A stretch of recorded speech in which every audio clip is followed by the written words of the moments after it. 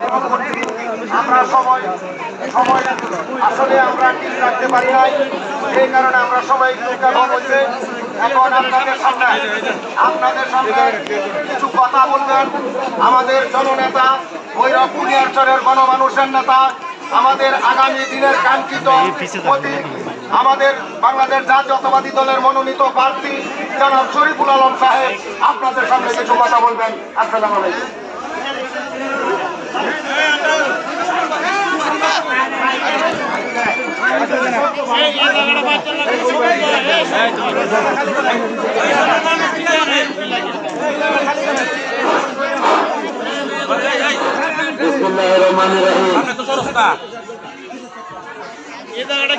জাতীয় সংসদ নির্বাচন উপলক্ষে আমরা দুর্নীতি গ্রাম ইউনিয়নের বিভিন্ন ওয়ার্ডে গণসংযোগের শেষ প্রান্তে আমরা আজকে ৮ নম্বর ওয়ার্ডে